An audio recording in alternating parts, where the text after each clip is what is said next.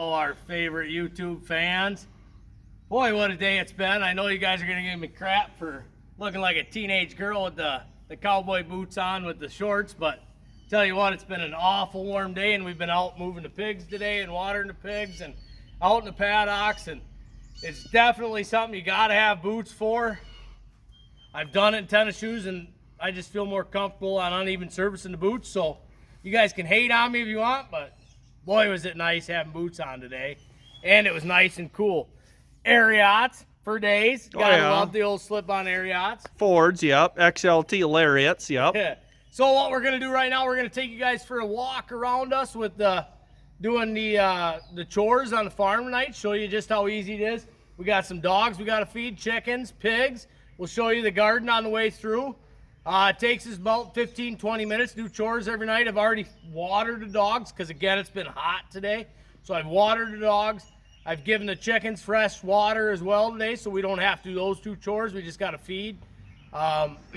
Obviously, we watered the pigs as well. Been watering them down about 3 times a day, I'd say. So come with us, and we'll get along with the chores. Redbeard, what's the deal with this wood that's not split yet? Yeah, that's a winter project there. You gonna do that when you need it in the winter or what? Red elm, you don't need to split it just yet. So here's our pups here. This is old Zorro, and Hey, Zorro. we got our buddy Flash here. We redid these kennels last year. We put them, they're all new kennels. Been holding up awful good. We core drilled so we can pressure wash through them. I need to do that yet. That's probably tomorrow's project. But Yeah, we got these holes that are drilled down here in the bottom. This is Red Bar brand woven wire too. Not woven wire, it's horse fence. horse fence. Well, I guess, yeah. Guess they didn't weave that right. A machine did it. So when I built these kennels, I decided to put the doors on the inside over the outside just for looks. Just because it looks kind of tacky, I think, if you put the doors outside instead of inside. Now in the wintertime, sliding this door here does make it a little more difficult, but you just got to keep cleared out. Should tell them a little bit about these dog houses too while we're in here. High dollar dog houses. Yeah, so the dog houses I built, this one's not done yet, as you can see, but we've been doing 2-inch insulation inside all dog houses, top, sides, and bottom. Treated boards all on the bottom. Treated plywood on the bottom. I should say that one doesn't have treated boards. This one does, but so they're all insulated, and they sit on the inside so they stay warmer in the wintertime. They stay cooler in the summer. This is pretty cool out in here compared to out in the sun right now when it's 95 degrees. So yeah, we built that. We built 3 of them. We got 2 hound dogs, and then the old house dog there gets to stay sometimes when we're out of town too. I got different hinges or different latches on each dog house, you'll see. Trying to figure out which one I like best. I actually think I like the middle one the most out of all of them so far, but That's just a hasp style here. That's a little bit easier, not quite as much of a pain in the butt. this is our buddy Flash here. He's about 9 months old. Coon dog, walker dog. We're getting him going. We'll show you some videos later this fall, hopefully on the 2 pups running some coon. But I know it doesn't make any money anymore. The hides aren't worth nothing anymore, but something I grew up doing and really enjoy. Something So- you can have some time with the kid, you know. Right. Spend time with the kids and get them into hunting and Get back, bud. fishing and all the sports.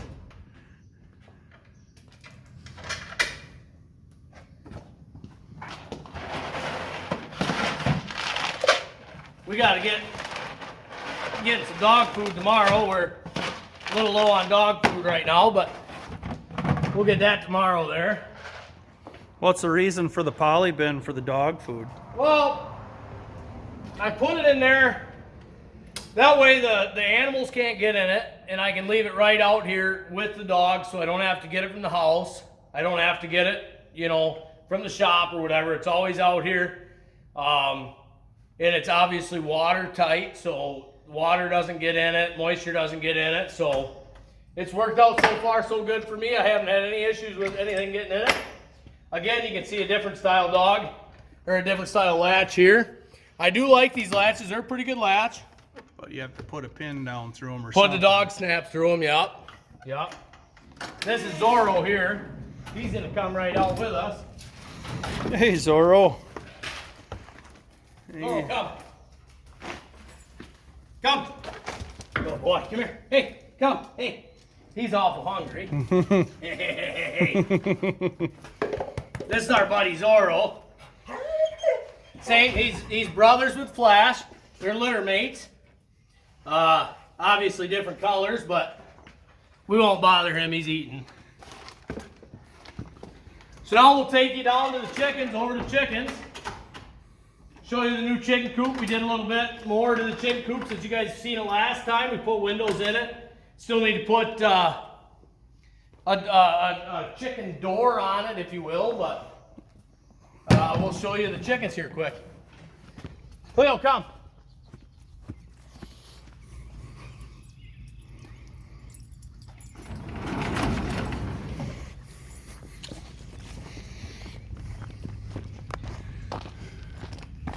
Still filming. You want me to be? It don't matter. I'll stop it and then we can. All right, guys, we're getting here to the chicken coop like I told you. So I got chickens out right now. We'll take you to the back side of the chicken coop here. Again, I don't have the door open, so I don't have door put in yet for the chickens to come out, so I just leave the doors open. So I've been opening this door down here. The reason I've been opening this door is because I've kind of quit mowing this section, so it can kind of be a chicken run. As you see, everything else around here is mowed down pretty tight, so I've left this section so the bugs can get in here. They can start getting at more stuff here. So I hear them. So every night you come in and you count them. Is a big thing. There's only 7 of them there right now. 2, 4, 6, 7 of them. So obviously we can't close the door yet, but we'll go ahead and feed them right now. Over here, as you can see, we've got our feed hung up over here. We just put a little scoops, these little handy things to feed, last about 4 or 5 days. And we just feed them out of this right into our tray style feeder. And these are the same ones that you were feeding with when they were young that they can't perch on, but now you've got them up in the air. That way they definitely can't perch on. Right, yep. So we put the waters up in the air, put the feet up in the air. So if they land on this, it kind of spins so they won't perch. If you put them up in the air, you also get away with, if you put them on the ground, the shavings and stuff get in them. And then you're cleaning them out, same with the waters. So we put them up in the air to do that.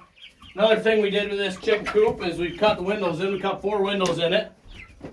A stapled screen on the inside of them all, and then put plexiglass on the outside of them to keep them, so air can come in, but bugs and stuff can't so much. So we can show them a shot of that too. And then you made some perching poles there too.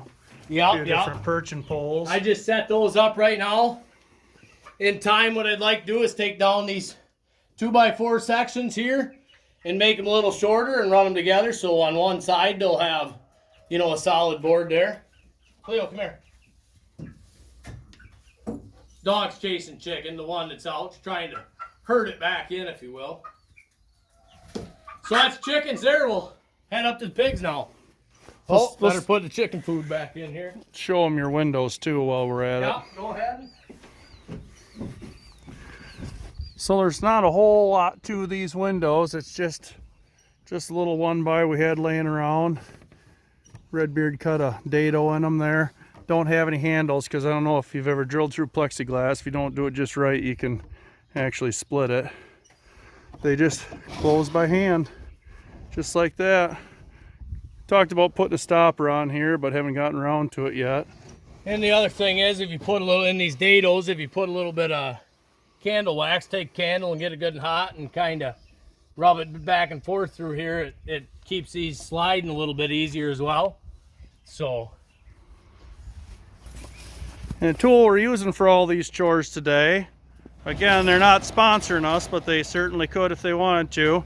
Can-Am, got the Can-Am Defender HD5. and if you have Polaris, you're wrong. I guess I'm wrong.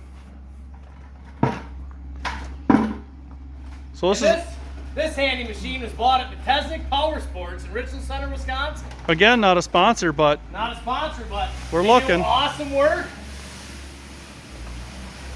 So we're putting about a 5 gallon, we're filling one 5 gallon bucket up with feed right now for our 8 pigs. And then we're giving another half a bucket here.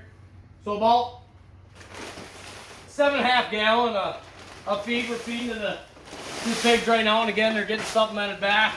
The rest of their feed, some of you guys might say, wow, that's a little too, you're not feeding them enough or whatever. They're also eating grass and alfalfa and clover and all the good stuff out in the paddocks, you know. So this isn't their only way of feed. And this particular feed is what was the percent? 18% on this stuff, right? This is 18% Protein. Yep, non-GMO feed. When we get this stuff specially made, that's why it's got the name sewn right into the tag on every one of these. We'd like to get a ton at a time. Right now we're getting a half a ton at a time just because it's a little easier for one person to move since one person keeps picking it up. But we haven't had a problem with rodents or anything like that. And we're making sure not to spill on the floor when we're pouring the feed into the buckets. And we're getting rid of the bags usually as soon as we can. That way, again, we can keep the rodents down. You can leave that open because we got to put the bucket back in. See how many bunnies get in there.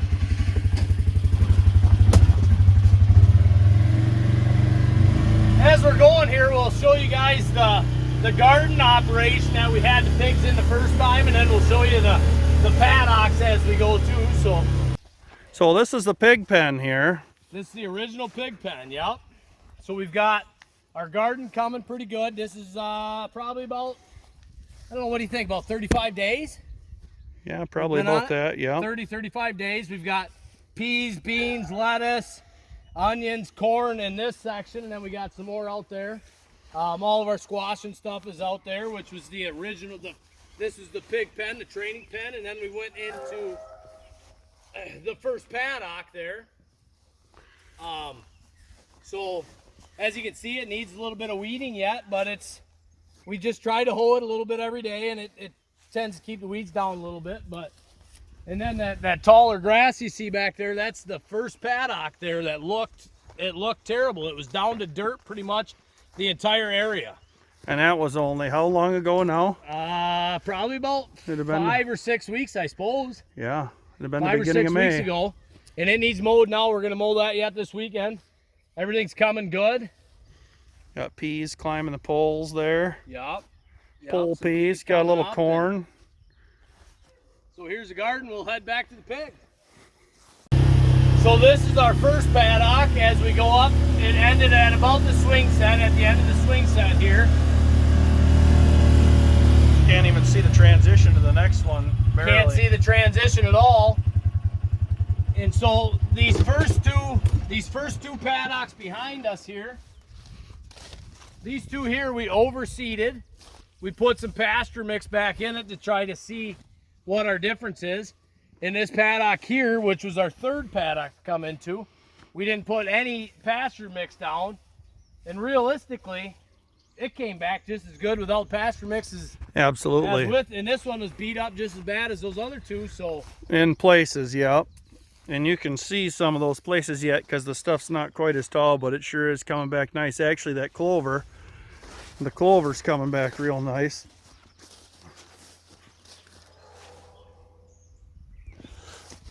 Yeah, and there's not much left of that nettle patch, if you guys remember that from a previous video. This paddock here on the left is the only one that we haven't mowed. All the rest of them have been mowed. We've been driving through these paddocks for a month. That's kind of why this is all beat down now. Been taking the same path through it all the time.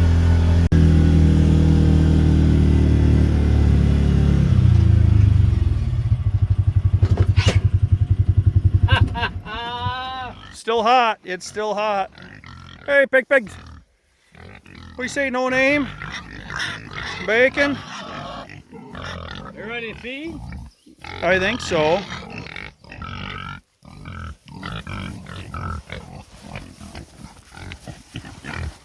Just a quick hop over the fence. Been doing this half moon shape thing. Helps spread them out a little bit. They usually don't crowd so bad. See, they can move around like she just did. And then we'll make 2 of those. That way everybody gets some feed. We're trying to figure out pound for pound how much feed we want to feed them. That's why we're doing kind of what we're doing with the buckets here. We're kind of wanting them to pound down this spot here, get on this grass here good. Then they can move up there. We got the water up there and we brought the house over. And we just switched paddocks today. We built this paddock today. We'll show you the old one here.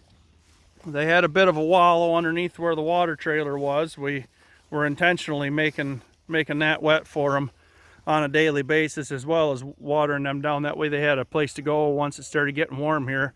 Been 60-degree days for the longest time till recently. So, but you see these areas where it's really beat down. We'll show you this again in about a month, and you won't even be able to tell there was anything like this here. But this paddock behind us, we've been wanting to get on it because, as you can see, this white clover in here, they absolutely love that white clover. They like it as much as corn. And we switched the battery out. We didn't show you today, but we switched the battery out here. Back to the old Dare Power Pro with a full battery. Yep, giving her a big shot. We switched to this fencer here. We're having some problems with that smaller fencer with some of the smaller pigs getting out, and the bigger pigs even got out a few times. We put them up to this bigger fencer. We were using a 0.5 joule fencer. 0.05. 0.05 joule fencer before. We went to this 1 joule. It's a DC powered fencer, and we haven't had anything even test the fence. We'll leave the fence off before if we left the fence off while we were messing around switching paddocks or whatever, somebody would get out. Now that we went to this DC powered fencer, this is an AC DC powered fencer. We're only using it as a DC, but since we went to that, nothing's even tested the fence. Like I said, we'll leave it off for hours at a time, and nobody even messes with it. It hits them hard enough that they just want to stay away. We'll get some video here of the pigs eating.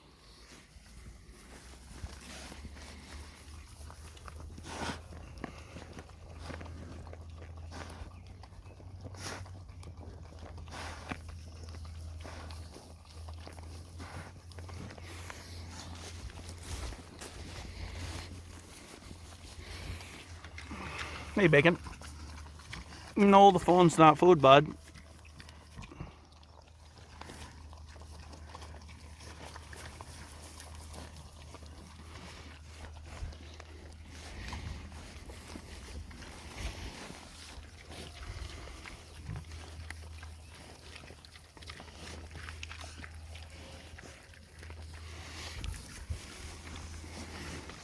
Wilbur right underneath.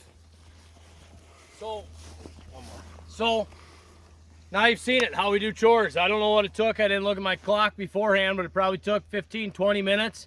We took a little bit more time tonight than we need to. You know, every day we try to come out and touch the animals, all the animals, dogs.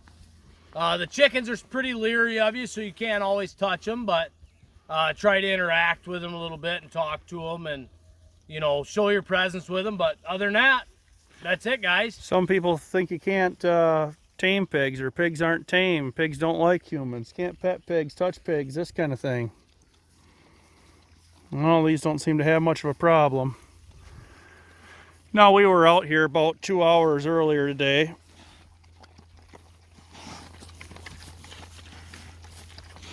And they don't bite you either. Not these here. They'll try to eat your shoes, but they won't bite you. All right. And yeah, another thing we normally do too is we always check those nipple waters and make sure they're flowing fine. But about an hour before we made this video, we went up there and transferred a whole tank of water, got them wet, got a nice wallow started for them up there, changed a tire on the wagon. Of course, we didn't think to video that until we were already underway. And so yeah, we always make sure that that water's flowing and get that hot water out of that tube, because it is coming down through a hose and sometimes sitting in the sun. That gets a little warm, but we got the water up there in the shade. I don't know if you guys can see it or not there. I'll zoom in here. up there in the shade. That catches afternoon shade. Just will not focus though. And they got their house up there too, so they're pretty darn content and they like eating clover. So if this is something you're into, this kind of homesteading, knowing where your meat comes from, and raising pigs, raising livestock of any kind, whether it be sheep or goats or pigs or chickens or cattle, either way it goes, you know where your meat comes from. There's a certain sense of satisfaction you can take from that. And you know when you get that ground pork sausage for your breakfast patties, you know it came from one animal, not 15 or 20 or 30 animals, and how they were raised and how they were kept. We know what we're feeding them. And yeah, we do have them named, but we'll get over it. Thanks for watching.